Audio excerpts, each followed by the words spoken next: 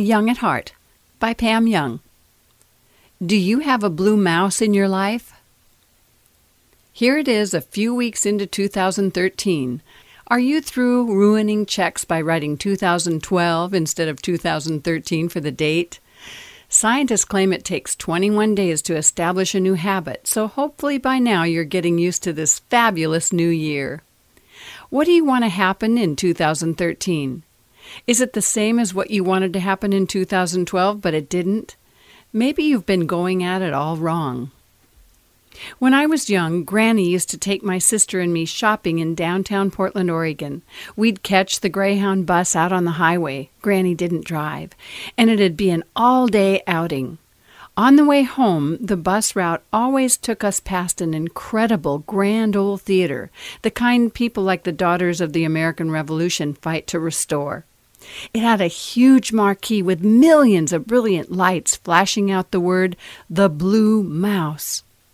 It left us spellbound, but we were always tired and on our way home, so we couldn't stop. Granny would say, "Next time we come to Portland, we're going to go straight to the Blue Mouse and shop afterward." The three of us pictured a non-stop medley of Walt Disney features, Pinocchio, Snow White, and Bambi, one right after the other.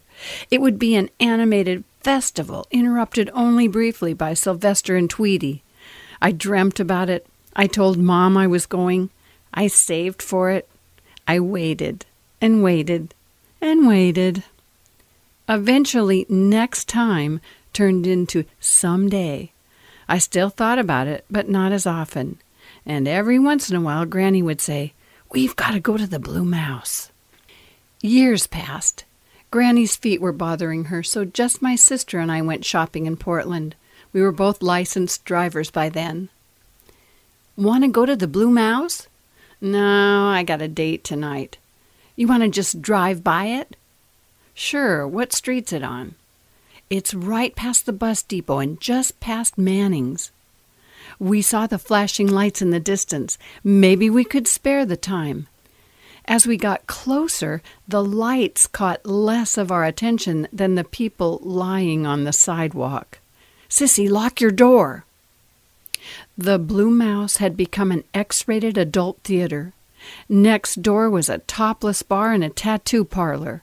Across the street was a bookstore with blackened windows and a pawn shop boasting diamonds, tackle, guns. We were devastated. At what point did Pollyanna give way to Linda Lovelace? Granny never knew. We couldn't spoil it for her. It was a beautiful dream, and we heard her tell our children, "Someday I'll have your mom take us all over to the Blue Mouse."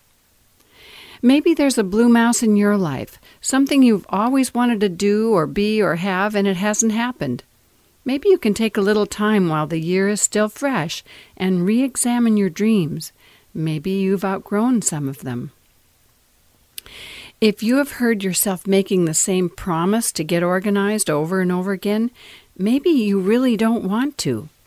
Maybe you've allowed other people, television, magazines, and movies to cause you to want things perfect, and in your optimism you are not realistic and you overdosed on the concept of getting organized.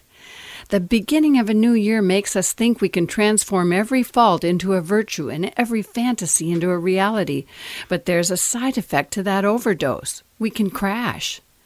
The secret is to take each day as it comes and declare it a new beginning and celebrate it with the same fervor you celebrated on New Year's Eve.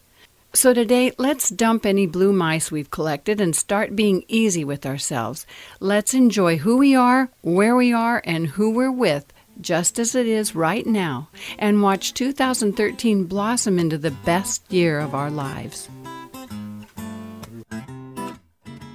Adore who you are.